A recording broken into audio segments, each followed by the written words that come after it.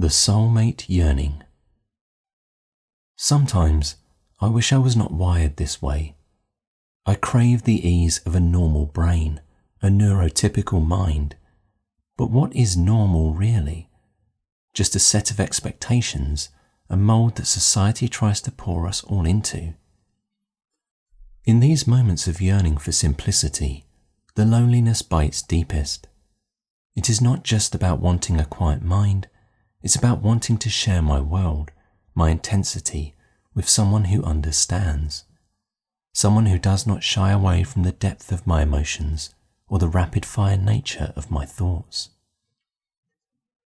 I crave the kind of connection where intellectual battles become an intoxicating playground, where we can lose ourselves for hours dissecting theories, debating ideas, and finding joy in the sheer act of learning together. But too often, I am either overwhelming or underwhelmed. It is crushingly disappointing when that spark is not there, when the conversation falls flat, when their eyes glaze over with a lack of understanding. Either my intensity scares them away, or their flatness leaves me feeling empty and alone. And it is not just the mind. My heart craves a depth of connection.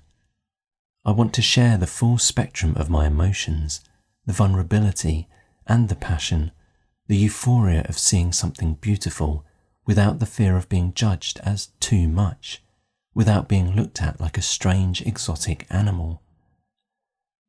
But finding someone who can ride my waves feels like searching for a needle in the ocean. It always seems to come down to that impossible equation. I find emotional connection, but they cannot keep up mentally.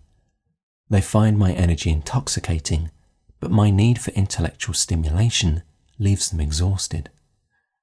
Or I find a mind that challenges and excites me, someone who can match my wit and curiosity, and they lack the emotional depth I crave.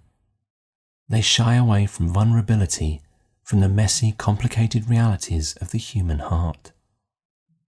And then, on the rare occasion that I find someone who aligns intellectually and emotionally, we join in our spirits and hearts, and then we stumble upon the frustrating reality of physical and sexual incompatibility. After not so long, I have become convinced that something must be wrong with me. Everyone says I want too much. Everyone says I should settle for less. Everyone says I am unrealistic. Why does it seem so effortless for everyone else? Am I destined to always crave more, to feel the sting of deep mismatches? Should I surrender to the idea of settling? To accept a love that doesn't quite reach all the corners of the me that I have come to know? Or do I hold on to the hope, the sometimes terrifying, sometimes exhilarating belief that somewhere out there is a being who embraces every facet of my complicated, messy, rollercoaster reality?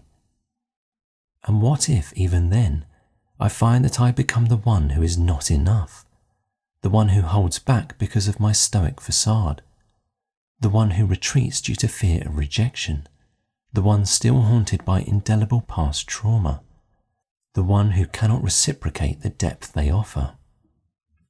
And then there is the soulmate myth.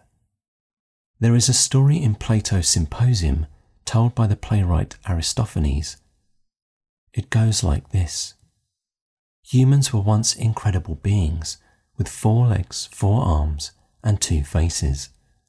They were whole, complete, and powerful beyond measure. Yet these early humans were so mighty that they dared to challenge the gods themselves. This is when Zeus, the king of the gods, split each human in 2, separating them from their other half.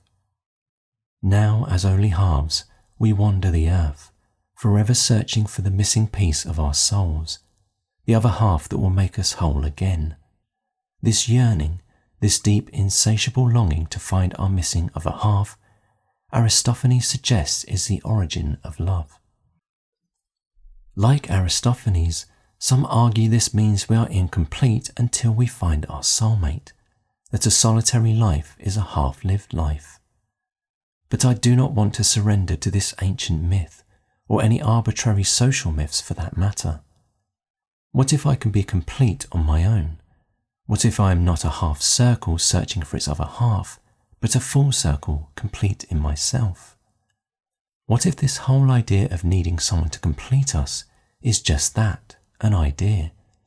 A story we've been told so many times through fairy tales and romantic comedies that we've started to believe it's the only path to happiness. What if I do not fit into a square, a predefined shape of societal expectation to be whole? Perhaps true fulfillment comes not from finding someone to complete us, but from embracing the fullness of who we already are.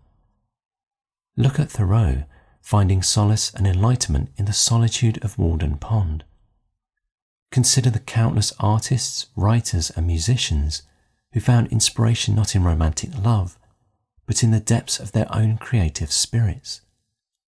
And what about Socrates? He dedicated his life to the pursuit of wisdom, claiming to be in love with knowledge itself rather than any person.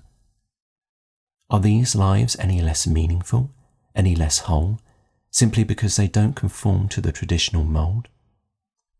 Of course, there is nothing inherently wrong with a life dedicated to romantic love, to finding that special connection. But can I, perhaps, be the one who makes the atypical choice? Given that everything else about me already screams atypical, what if forging my own path is the most authentic expression? Maybe, just maybe, the search for the one isn't about finding someone to complete us, but about finding ourselves.